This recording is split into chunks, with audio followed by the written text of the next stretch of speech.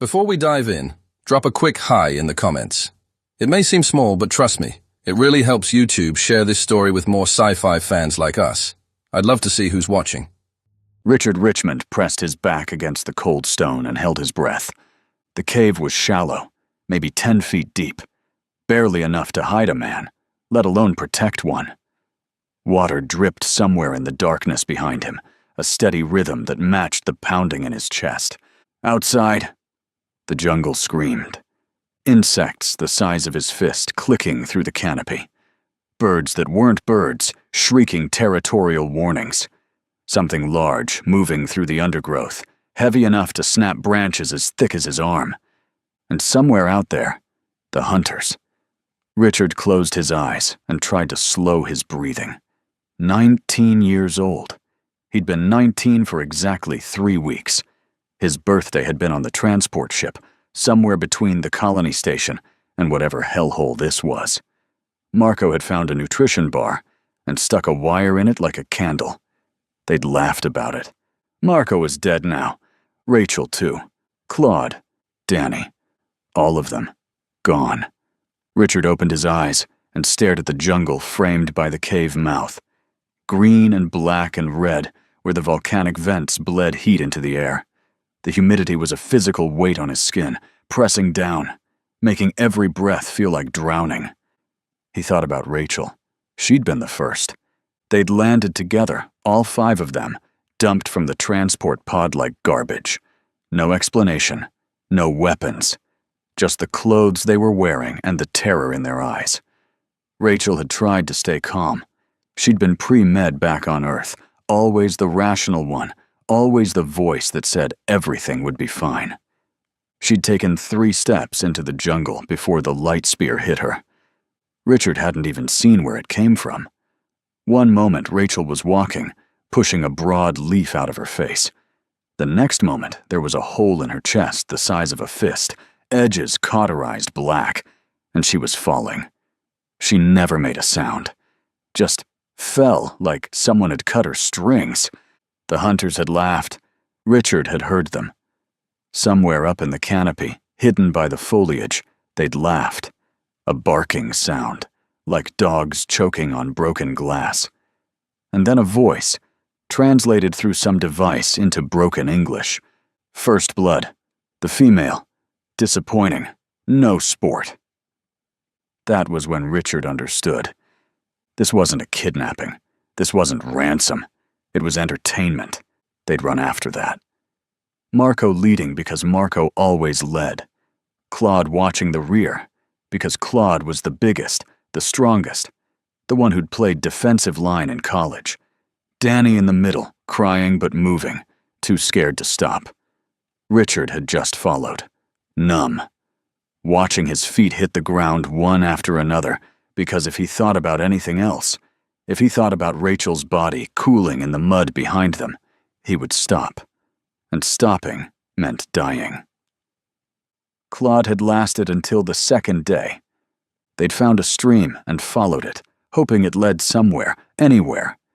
The jungle had thinned slightly, and for a few hours Richard had let himself believe they might make it. Might find a settlement, a research station, something. Then Claude had vanished. One moment he was there, bringing up the rear, his big frame pushing through the undergrowth. The next moment, the ground opened beneath him, and he was gone. Just gone. A pit, maybe 20 feet deep, covered with vegetation and woven branches. A trap. Richard had crawled to the edge and looked down. He wished he hadn't. The thing in the pit wasn't an animal. Not in any way Richard understood animals. It was all mouth and claws and hunger, pale flesh rippling in the darkness, and Claude was screaming in a way Richard had never heard a human scream, and then he wasn't screaming anymore. The hunters had laughed again. One of them had appeared on a branch overhead, recording the pit with some kind of hovering drone.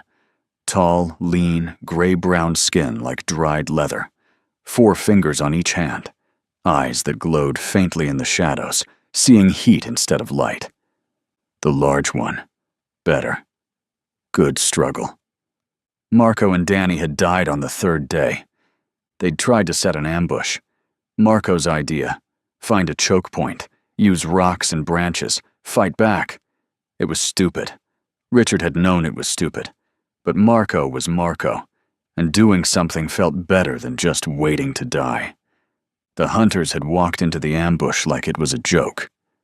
Because it was... The net had dropped on Marco and Danny simultaneously, some kind of weighted mesh that contracted when it hit, pinning them to the ground. Richard had frozen, hidden behind a fallen tree, watching as the hunters emerged from the jungle like ghosts. 4 of them.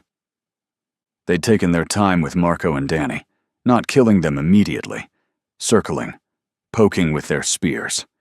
One of them narrated in that broken, translated voice, while another controlled the camera drone. 2 more. The male resists, entertaining. The smaller male hides. We let him watch. Builds anticipation. Richard had watched. He'd wanted to help, wanted to run out and do something, anything. But his body wouldn't move. Some ancient part of his brain had locked his muscles in place, kept him hidden, kept him alive. He'd watched Marco and Danny die, and he'd done nothing. That was 2 days ago. Now Richard was alone in a shallow cave, listening to the jungle scream, knowing the hunters were out there, knowing the cameras were watching, knowing millions of aliens across dozens of star systems were placing bets on how long he'd last. He had to move. Staying meant dying slowly. The cave had no water, no food, no protection from the things that hunted at night. He'd seen them the previous evening, slinking through the darkness on too many legs, clicking and chittering to each other in some alien language of hunger. The hunters wouldn't even have to kill him. They could just wait. Let the planet do it for them. Richard pushed himself to his feet. His legs shook. 3 days of running, hiding, starving. His muscles were cramping. His vision blurred at the edges. The humidity pressed down on him like a physical weight, and every breath tasted like sulfur from the volcanic vents. He looked at the jungle, green and black and red. He stepped out of the cave. The heat hit him immediately. The temperature had been rising all morning, the jungle transitioning from merely unbearable to actively hostile. Steam rose from the undergrowth where geothermal vents leaked through the soil. The canopy above filtered the alien sun into a sick, yellow-green haze. Richard picked a direction and started walking. Not running. He'd learned that running just made them excited, made them close in faster. Walking was better. Walking let him watch his footing, avoid the traps, conserve what little energy he had left. Not that it mattered. He knew how this would end. The hunters found him an hour later. He'd made it maybe 2 kilometers through the jungle, following a ridge that seemed slightly less dense than the surrounding terrain. His throat burned with thirst. His feet were blistered and bleeding inside his shoes. Every few minutes his vision would gray out and he'd have to stop, lean against a tree, wait for the world to stabilize. The barking laugh came from above. Richard looked up and saw them. 4 shapes in the canopy, arranged in a loose semicircle. Gray-brown skin, eyes glowing with captured heat. The camera drone hovering between them, its lens fixed on his face. "The last one," the translated voice announced. 4 days of survival. Adequate entertainment. The hunt concludes. Richard felt something break inside him. Not his courage. That had shattered days ago. Something else. Some wall he'd built between himself and the reality of what was happening. It crumbled, and suddenly he was running. Not towards safety. There was no safety. He was just running because his body refused to stand still and die. The hunters let him go. He could hear them following at a leisurely pace, tracking him through the jungle like they had all the time in the world. Because they did. This was the finale, the climax, the part the viewers paid extra for. Richard burst through a wall of vegetation and skidded to a stop. Cliff. 100 feet of empty air, then jagged rocks and a river of black water churning between volcanic stones. The far side was maybe 200 meters away, Another wall of jungle rising into the haze. No bridge, no rope, no way across. Richard turned. The hunters emerged from the tree line behind him. They weren't hurrying. They spread out in a loose arc, blocking any retreat, their light spears held casually at their sides. The leader, the one with the translator, stepped forward. "End of the line, human. You ran well. Better than most of your kind. But all prey runs out of ground eventually." Richard's chest heaved. His vision swam. His legs felt like they were made of water. "Why?" he heard himself ask. His voice was a cracked whisper. "Why do this?" The hunter tilted his head. The translator crackled. "Entertainment. Your species is new to the galaxy. Soft. Weak. You make excellent prey. And the viewers pay well to watch soft things struggle."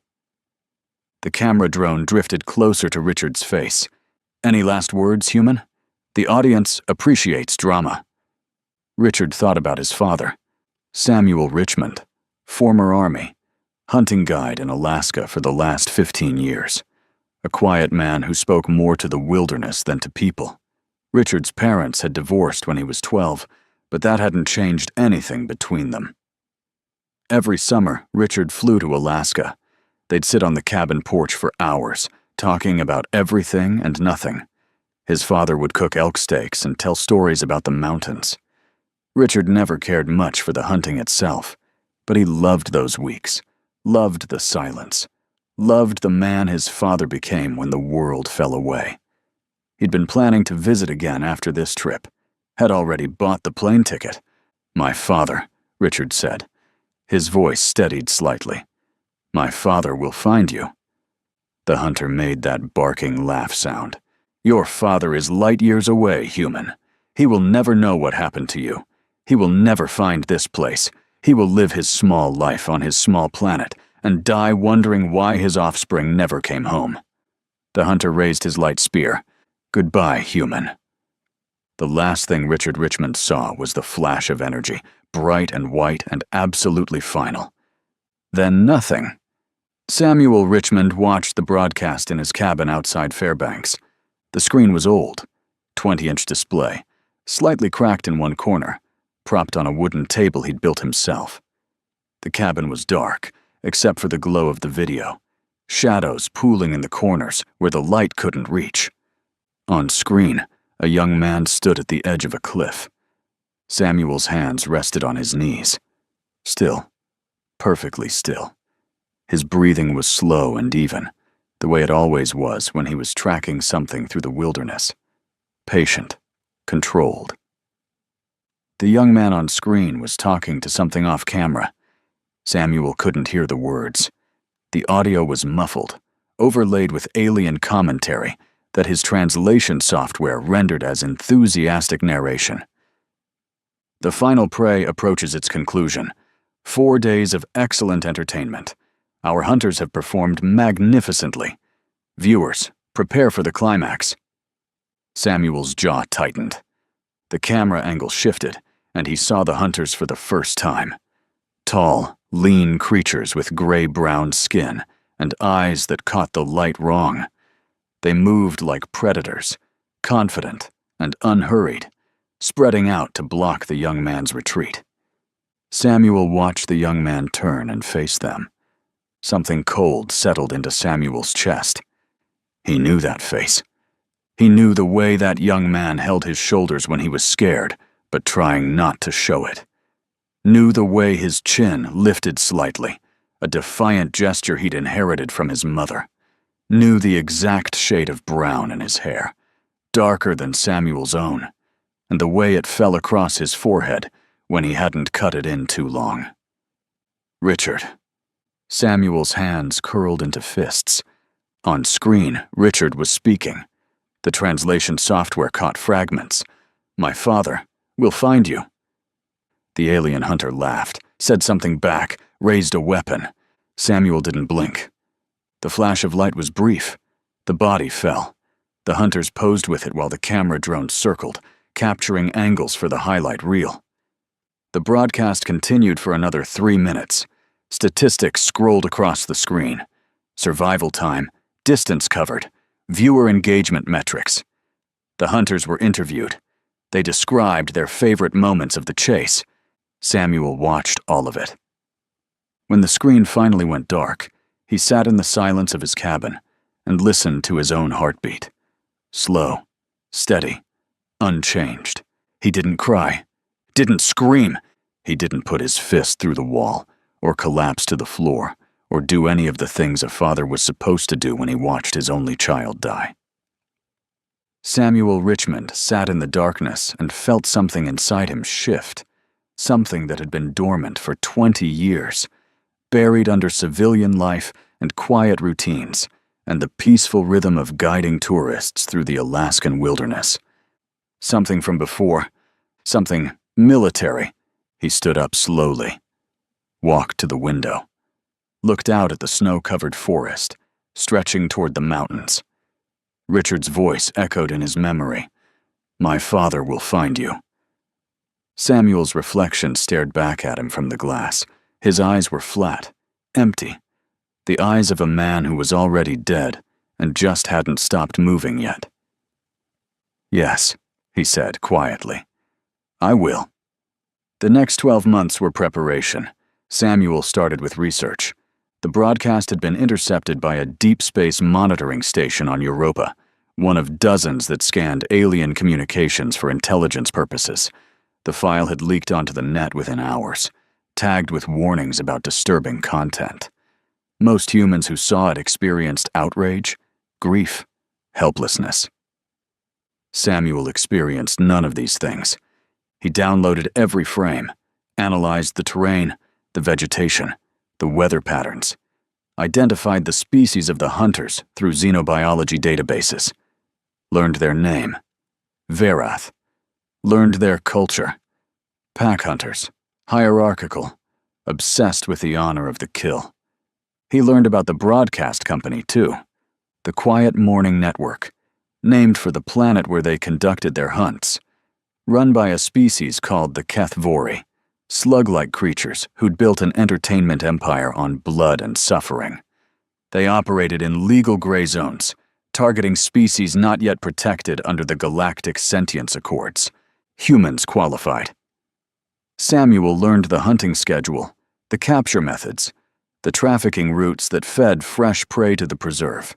He learned which frontier colonies had the highest disappearance rates, which bars and transit stations were fronts for the operation. He learned everything.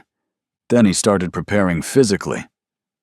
Samuel was 46 years old, former Army infantry, discharged 15 years ago after a training accident left him with a permanently damaged knee. He'd kept in shape since then, more or less, but guiding clients through the backcountry wasn't the same as combat operations. He started running again, swimming in frozen lakes, climbing, pushing his body back toward the edge it had once known. The knee screamed at him every day, but he ignored it. Pain was just information. Information could be managed. He practiced with weapons. Not guns, nothing that would show up on scanning equipment. Knives, improvised tools, traps and snares. The old skills came back slowly. Then all at once, muscle memory surfacing from wherever it had been buried. He sold his cabin, his truck, his guiding business.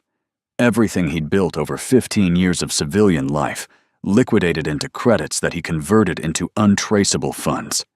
He bought equipment, survival gear designed for hostile environments, compact tools that could pass as civilian supplies, medical kit, water purification, fire starters. Nothing that would mark him as dangerous, everything that would keep him alive. 11 months after Richard's death, Samuel traveled to Kepler's Reach. The colony was a frontier settlement on the edge of human space, 3 weeks by transport from Earth.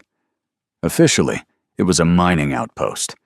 Unofficially, it was the kind of place where people disappeared, and nobody asked questions. Samuel arrived alone, older man, quiet, no connections. He checked into a cheap hostel near the Port District and spent 2 weeks establishing himself as exactly what he appeared to be, a burned-out tourist with nowhere else to go.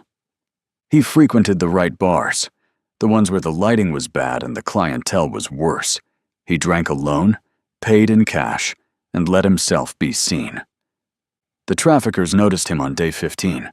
They were good at their jobs, professional. They watched him for 3 days before making contact, confirming he was alone, confirming no one would miss him. Samuel let them watch. Let them see an easy mark. A man at the end of his rope, far from home, worth more as cargo than as a customer. They came for him on a Thursday night. 3 of them, human, working as middlemen for the HFY supply chain. They waited until he left the bar, followed him into an alley, and hit him with a neural stunner before he could react. Samuel could have fought back. He chose not to. He let his body go limp, let them drag him to a transport, let them load him into a cargo container with 6 other captives. 2 colonists who'd made the mistake of traveling alone, a family of 3 who'd been sold by their own debt holders, and a young man barely older than Richard, who kept whispering that there had to be some mistake. Samuel said nothing. The transport lifted off and jumped to hyperspace. In the darkness of the cargo hold, surrounded by the sound of weeping and whispered prayers, Samuel Richmond closed his eyes and counted days. 14 months since Richard died. 2 weeks since he'd let himself be captured. Soon, the transport dropped out of hyperspace above quiet morning. Samuel watched through a small viewport as the planet filled the frame. Green and brown and black, swirled with clouds, scarred by volcanic activity. Even from orbit, he could see the red glow of lava flows cutting through the jungle. Beautiful in its way. The transport descended through the atmosphere, shaking and groaning as it hit turbulence. The other captives huddled together, terrified, some crying openly. The young man who kept insisting on a mistake had gone silent, his face blank with shock. Samuel watched the jungle rise toward them. The transport didn't land. It slowed to a hover above a clearing, and the cargo hold doors opened. Hot, humid air rushed in, carrying the smell of sulfur and rotting vegetation. A voice echoed through the hold, translated, artificial. "Welcome to Quiet Morning. You have been selected for participation in our premium entertainment experience. The rules are simple. Survive. Your hunters will begin pursuit in 1 hour. May your struggle bring joy to our viewers." The captives were pushed toward the door. Some went willingly, too stunned to resist. Others had to be dragged. The young man tried to fight, clinging to the doorframe, screaming that this couldn't be happening. A guard hit him with a neural prod. He fell into the jungle below. Samuel walked to the door without being pushed. He looked down at the clearing. 20 feet below, the other captives were scrambling to their feet, looking around in panic, some already running toward the tree line. In the distance, on a ridge overlooking the clearing, he could see figures watching. Verath hunters, arranged in a loose line, their postures radiating anticipation. Camera drones hovered in the air between them, already capturing footage. Samuel stepped off the transport. He landed in a crouch, absorbing the impact with bent knees. The heat hit him immediately, pressing against his skin like a physical weight. The humidity made every breath feel thick. Around him, the other captives were scattering, running in every direction. Some were crying, some were praying. The young man who'd fought was lying on the ground, still stunned, twitching slightly. Samuel stood up slowly. He looked at the jungle, green and black and red, just like in the video, just like the last thing his son had ever seen. The Verath hunters were watching.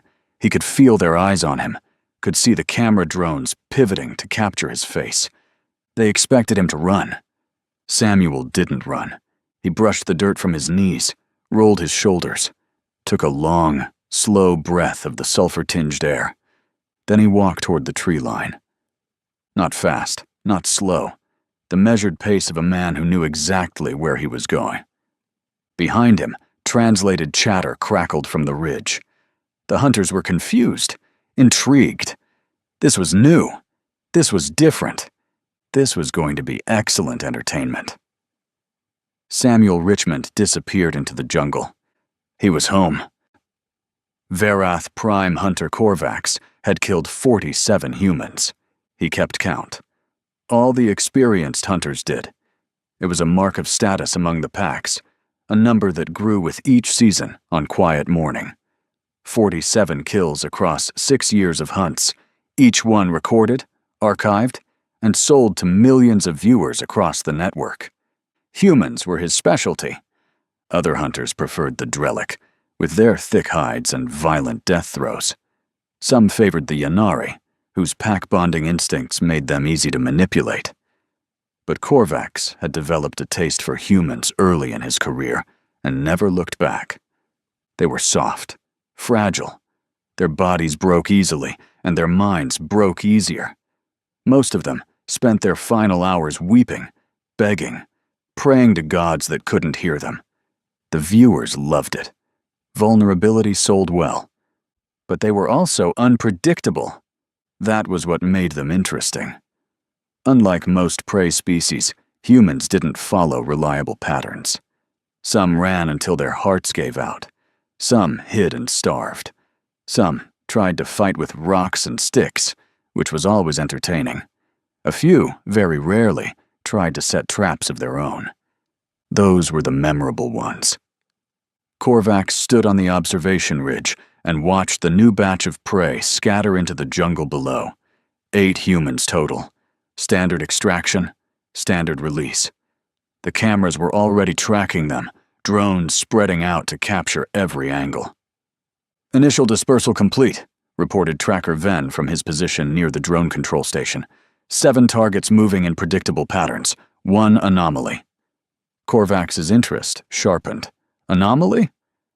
Ven pulled up a holographic display. One of the camera feeds showed an older human male walking calmly into the tree line. Not running, not looking over his shoulder, just walking, steady and unhurried, like he was taking a morning stroll through familiar territory. "This one," Ven said. "Minimal stress indicators, no panic response, heart rate elevated but controlled. He's been on the ground for 6 minutes and hasn't broken stride once." Korvax studied the feed. The human was older than typical prey, maybe mid-40s by their species reckoning. Weathered face, calloused hands. He moved through the undergrowth with an economy of motion that spoke of experience in wilderness environments. "Interesting."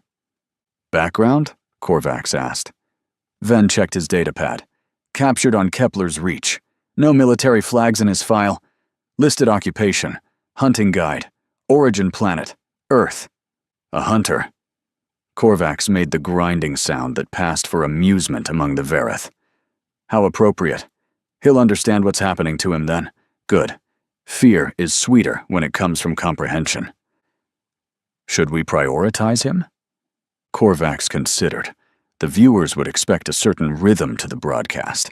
Quick kills early to establish stakes. A few extended chases for tension. Then the finale, ideally with the most resilient prey saved for last. This one might make a good finale. "No," Korvax decided. "Let him settle in. Let him think his experience gives him an advantage. We'll take the easy ones first and save him for day 3 or 4. By then, he'll understand that experience means nothing here." Ven nodded and adjusted the drone assignments. The observation ridge buzzed with activity as the hunting party prepared for the first day's entertainment. 6 hunters total. Korvax as pack leader. Ven on tracking and drone control. 3 shooters. Dren, Solk, and Matic, who would handle the actual kills. And Brennan, the youngest, still learning, assigned to documentary duties and support. A standard configuration, more than enough for 8 soft humans. Korvax checked his light spear and felt the familiar anticipation building in his chest. The hunt was beginning. Below, in the jungle, the prey was already dying. Samuel Richmond had been on the ground for 2 hours. In that time, he had covered approximately 3 kilometers, identified 4 viable water sources, cataloged 6 species of potentially edible vegetation, and located the primary game trail used by the planet's apex predators. He had also counted 18 camera drones. They moved in predictable patterns, sweeping the jungle in overlapping grids. Most were focused on the other captives, tracking their panicked flight through the undergrowth. But a few had locked on to Samuel, hovering at a respectful distance, recording his unusual behavior for the viewers. Let them watch. Samuel crouched beside a stream and filled his improvised water container, a large leaf folded and sealed with tree sap. The water was warm and slightly acidic, but drinkable. He'd need to find a better source eventually, something fed by the volcanic springs that dotted the terrain. But that was a problem for later. Right now, he was building a map in his head. The jungle was dense, but not impenetrable. Game trails cut through the worst of the undergrowth, creating natural highways for anything large enough to push through. The volcanic activity created thermal variations that affected vegetation patterns, cooler zones near the vents where certain plants thrived, hotter zones where the ground itself could burn exposed skin. The terrain rose steadily to the north, toward a ridge of volcanic peaks that dominated the horizon. South and west, the jungle stretched flat and endless. East, according to the brief glimpse he'd gotten from the transport, was a river system cutting through a canyon. Multiple options. Multiple approaches. Samuel moved north. He wasn't heading for the high ground. Not yet. First, he needed to understand what he was working with. The hunters had advantages: technology, numbers, familiarity with the terrain. But advantages could become weaknesses if you knew how to exploit them. The camera drones, for instance. They were sophisticated, nearly silent, equipped with sensors that could track heat signatures and movement. But they were also predictable. They followed programming, not instinct. They swept the same areas at the same intervals, leaving gaps that a patient observer could identify and exploit. Samuel had been observing for 2 hours. He already knew 3 blind spots within a kilometer of his current position. He also knew the hunters were watching him. Not closely. Not yet. They were focused on the easier prey, the ones who ran and screamed and made for good entertainment. Samuel had heard 2 death screams in the past hour, distant but unmistakable. 2 down. 6 remaining, including himself. The hunters would come for him eventually. When the easy kills were done, when they needed fresh content, they would turn their attention to the anomaly, the human who didn't run. Samuel intended to be ready. He found what he was looking for an hour later, a section of jungle where the canopy was particularly dense, blocking most of the light and creating a maze of shadows and hanging vines. The ground here was treacherous, riddled with root systems and hidden depressions. A large predator had marked the area, claw marks on the trees, the faint musk of territorial scent. Perfect. Samuel began to work. He's just sitting there, Tracker Ven reported to Korvax. Has been for the past hour. Not moving, not building shelter, just sitting. Korvax glanced at the feed. The older human was crouched in a shadowy section of jungle, barely visible even with thermal enhancement. He appeared to be doing nothing at all. Perhaps he's given up, Dren suggested. The shooter was cleaning his light spear, preparing for the afternoon hunt. Some of them do that. Shock response. They go catatonic and wait for death. His heart rate doesn't match shock, Ven said. Elevated but stable. He's alert. He's just waiting. Waiting for what? Ven had no answer. Korvax considered the feed for a long moment. The human stillness was unusual, but not unprecedented. Some prey tried to hide and wait out the hunt, hoping the hunters would lose interest. It never worked. The camera saw everything. But fear made prey stupid. Leave him, Korvax decided. Focus on the active targets. We'll deal with the statue later. Ven redirected the drones, and the feed shifted to show a young human male struggling through a swamp 3 kilometers to the south. This one was crying, stumbling, clearly approaching exhaustion. Much better content.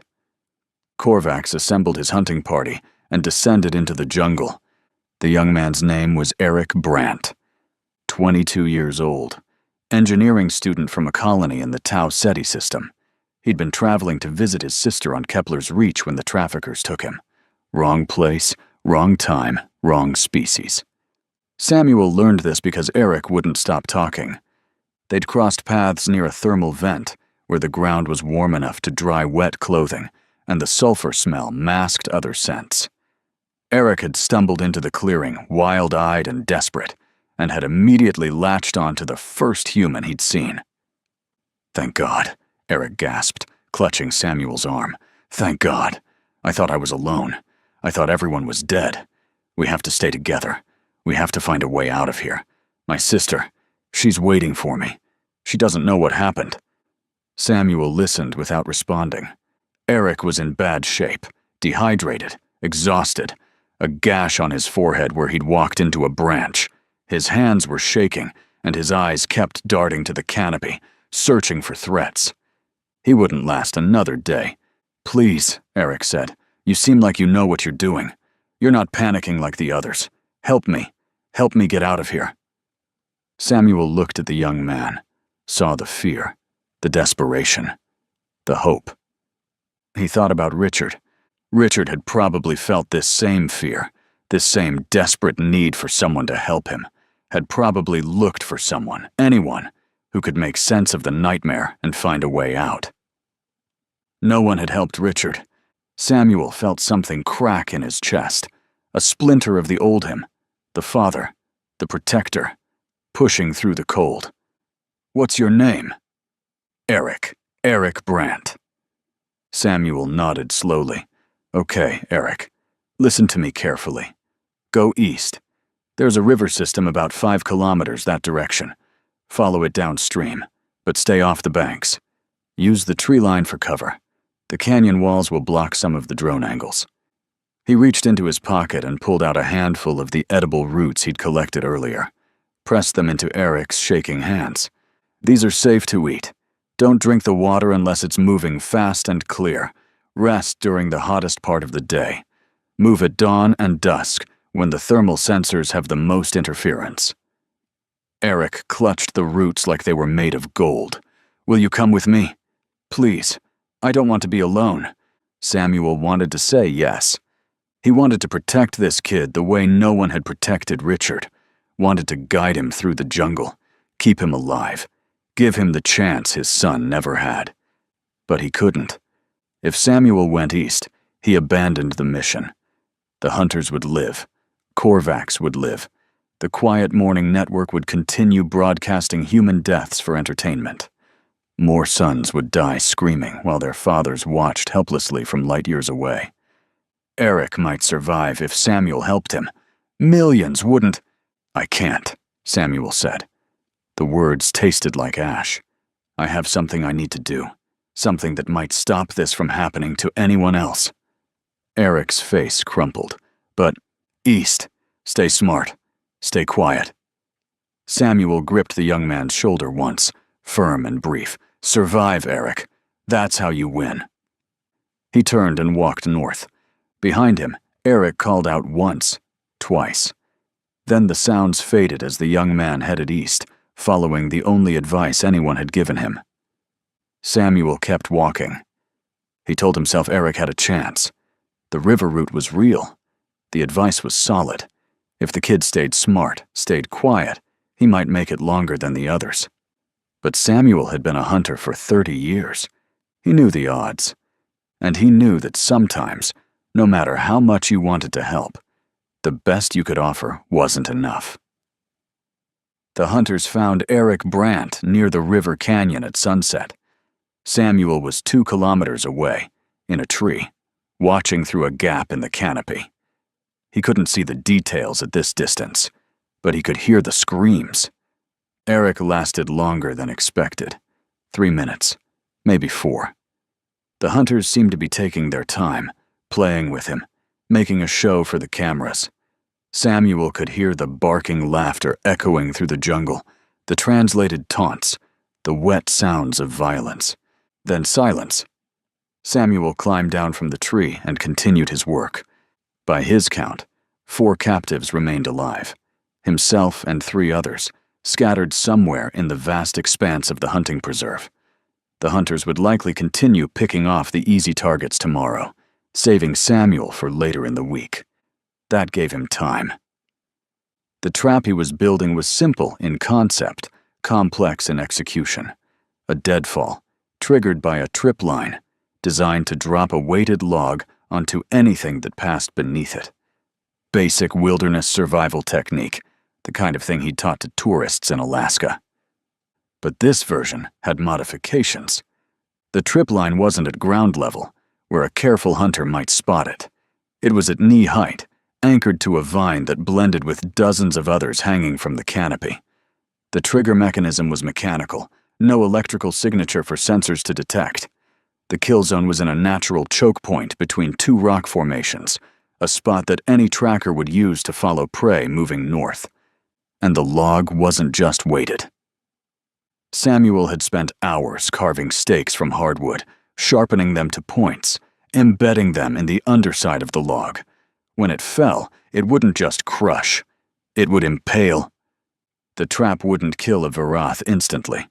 They were too tough for that, their leathery skin and dense musculature providing natural armor. But it would wound, immobilize, create noise that would attract the predators Samuel had heard hunting in this section of the jungle. Nature would finish what the trap started. Samuel tested the mechanism one final time, confirmed the trip line's tension, then melted back into the shadows. He climbed a tree 50 meters away, wedged himself into a fork between branches, and settled into wait. The night sounds of the jungle surrounded him, clicking insects, distant roars, the constant rustle of things moving through the undergrowth. The heat had faded slightly with sunset, but the humidity remained, pressing against his skin like a deep blanket. Samuel closed his eyes. He didn't sleep. Couldn't sleep. But he let his mind drift into a half-aware state, conserving energy while remaining alert to any change in his surroundings. It was a skill he'd learned in the army, perfected during long nights on ambush, refined over 15 years of guiding hunters through the Alaskan wilderness. Patience was a weapon. Samuel had plenty of it. The trap was triggered at dawn. Samuel heard it before he saw it. A sharp crack as the mechanism released, followed by a heavy thud as the log fell, followed by a scream. Not a human scream! Samuel dropped from his tree and moved toward the sound, fast but careful, keeping to the shadows. The morning light filtered through the canopy in pale green shafts, illuminating the mist that rose from the jungle floor. He reached the trap in under a minute. The hunter was still alive. It was one of the shooters. Samuel had seen him on the ridge during the initial release. Younger than the others, maybe the equivalent of early 20s in Varath terms. He was pinned beneath the log, 3 stakes punched through his torso, gray-brown blood pooling on the ground beneath him. His light spear had fallen a few feet away. His communication device was sparking, damaged by the impact. The hunter saw Samuel emerge from the shadows and his eyes widened. He tried to speak, but only blood came out, bubbling from between his teeth in a dark froth. Samuel stood over him and said nothing. The hunter's translator crackled, damaged but functional. "Help! Please, I need—" Samuel crouched down. He picked up the light spear, examined it briefly, then set it aside. He took the hunter's supply pack, checked its contents, transferred a few items to his own pockets. Water purification tablets, a small medical kit, a serrated knife designed for taking trophies. The hunter watched all of this with growing horror. "You," he managed. "You did this. You set a trap." Samuel looked at him. "My son," he said quietly. "His name was Richard. You killed him on camera last season. Made entertainment out of his fear. Broadcast his death to millions." The hunter's eyes widened further. Recognition dawned in them, followed immediately by terror. No, I wasn't. That wasn't my hunt. I didn't. You're all responsible. Samuel picked up the trophy knife. This is what you do to prey, isn't it? Take pieces of them. Souvenirs. Proof of the kill. The hunter tried to squirm away, but the log and the stakes held him fast. He was making a high-pitched sound now, something between a wheeze and a whine, his translator struggling to process it. I'll make you a deal, Samuel said. Tell me everything about your pack. Names, positions, patrol routes. How many hunters, how many support staff, where they sleep, how they communicate. Tell me everything, and I'll make this quick. The hunter stared at him. And if I don't? Samuel glanced toward the jungle. The sounds of the night predators were fading as dawn approached, but they weren't gone entirely. Somewhere in the shadows, something large was moving, drawn by the scent of blood. Then I leave you here. The creatures in this jungle, the ones you imported to make the hunt more interesting. I've been tracking them. There's a pack of something that hunts by scent about half a kilometer east. They'll be here within the hour. The hunter's breath was coming in short, wet gasps now. You're insane! You're prey! Prey doesn't do this! Prey runs and hides and dies. This isn't how it works! I'm not prey, Samuel said. I'm a hunter. And you made one mistake. What mistake? Samuel leaned closer. You took the wrong human. The hunter talked. His name was Brennan, youngest member of the pack. 2 seasons on quiet morning, mostly documentary duties, occasionally allowed to participate in kills. He knew everything Samuel needed, the pack's standard operating procedures, their communication frequencies, their patrol patterns, their camp location near the eastern ridge. He also knew that the pack leader, Korvax, had personally supervised Richard's hunt last season. Samuel listened to all of it, memorized every detail, asked clarifying questions when necessary. When Brennan was finished, he looked up at Samuel with something like hope in his alien eyes. The deal, he rasped. You said, quick. Samuel nodded. He stood up and walked away. Behind him, Brennan started screaming, cursing, begging, threatening. The translator rendered all of it into flat, artificial English, stripped of the raw desperation in the original sounds. Samuel didn't look back. The scavengers would find Brennan soon. The blood scent was already spreading through the jungle, a dinner bell for everything with teeth and hunger. By the time the other hunters started wondering why their youngest member hadn't reported in, there wouldn't be enough left to identify. Samuel moved through the jungle, heading east. He had a name now, Korvax. He had a location, the eastern ridge. He had a plan, and the hunters had no idea he was coming. Back on the observation ridge, Tracker Ven was getting worried. Brennan hasn't checked in, he reported to Korvax. His signal dropped 6 hours ago. Communication device might be damaged. Korvax frowned. Last known position. Northern sector. He was tracking the anomaly, the older human who doesn't run. Send Dren to check. Probably just equipment failure, but we should confirm. Ven relayed the order, and Dren moved out, descending into the jungle with his light spear primed and ready. The viewers would appreciate the tension. A hunter, searching for a missing comrade. Good content. Korvax returned his attention to the main feats. 3 human prey remained. The older one, the anomaly, had gone to ground somewhere in the northern jungle. 2 others were still mobile, one heading south toward the volcanic zone, one circling back toward the original drop point. Standard behavior. Predictable. Boring. He hoped the anomaly would provide better entertainment. On the feed, the older human was nowhere to be seen. The drones swept their assigned sectors, but found only empty jungle. No heat signature. No movement. Like he'd vanished. Korvax felt a flicker of unease. He dismissed it immediately. The human was hiding. That was all. Prey hid. It was what they did.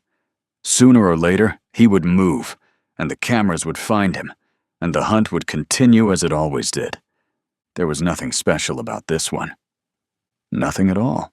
Dren found the trap site an hour after sunrise. The clearing was small, barely 10 meters across, hemmed in by volcanic rock formations on two sides. The morning light filtered through the canopy in pale shafts, illuminating a scene that made no sense. The deadfall log lay on the ground, stained dark with dried blood. Verath blood. Dren recognized the color, the smell, the way it had soaked into the soil and turned it black. 3 sharpened stakes jutted from the underside of the log, 2 of them snapped off at the base. But there was no body.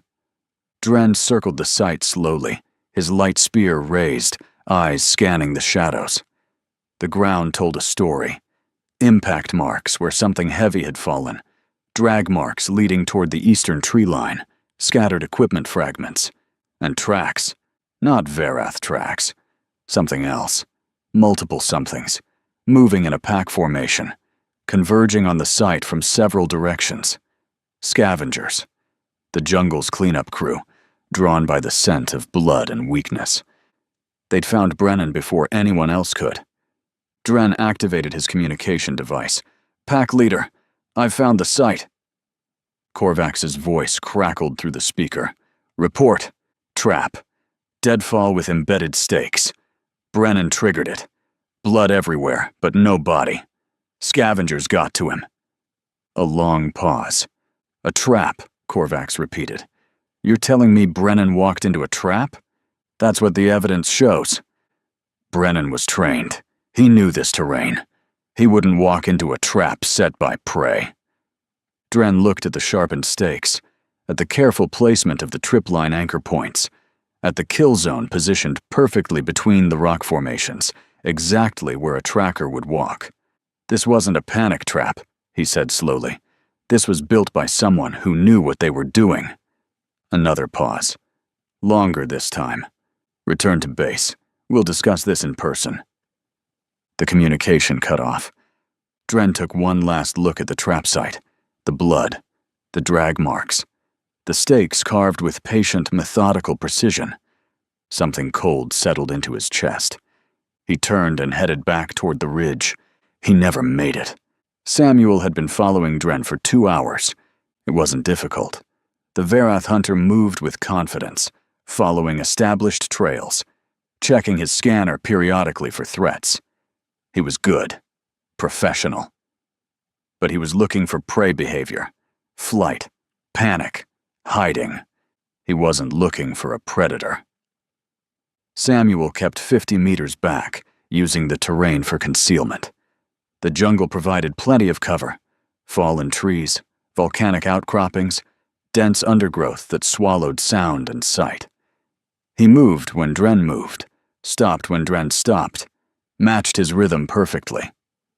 Patience. The Verath had technology, sensors, scanners, communication devices that could call for backup in seconds. A direct confrontation would be risky. Samuel needed to close the distance without being detected, needed to strike before Dren could react. He needed the perfect moment. It came near a stream crossing. Dren paused at the water's edge, checking his scanner, confirming the route back to base. The stream was shallow but fast-moving, fed by volcanic springs somewhere upstream. The noise of the water masked smaller sounds. The rocky banks provided limited sight lines, and Dren had to look down to navigate the crossing. Samuel moved. 30 meters. 20. 10. Dren was ankle-deep in the stream, picking his way across the slippery rocks, his attention split between his footing and his scanner. 5 meters. Samuel drew the trophy knife. Dren heard something. Started to turn. His hand moved toward his light spear. Too slow. Samuel hit him from behind, one arm wrapping around the Verath's throat, the other driving the knife up under the jaw where the leathery skin was thinnest. The blade punched through flesh and muscle, severing something vital. Gray-brown blood sprayed across the rocks. Dren tried to scream. Only a wet gurgle came out. Samuel held on, squeezed tighter, felt the Verath's struggles weaken, then stop. 3 seconds, maybe 4. then stillness. Samuel lowered the body into the stream. The current tugged at it, pulling blood downstream in dark ribbons. He worked quickly, methodically. Took the light spear, took the scanner, took the communication device and crushed it under his boot. Then he dragged the body to the bank and went to work. The jungle predators left distinctive marks. Samuel had studied them over the past 2 days, examining kill sites, analyzing wound patterns. Claw marks followed specific angles. Bite patterns had consistent spacing. A good tracker could read a predator attack like a signature. Samuel created a signature.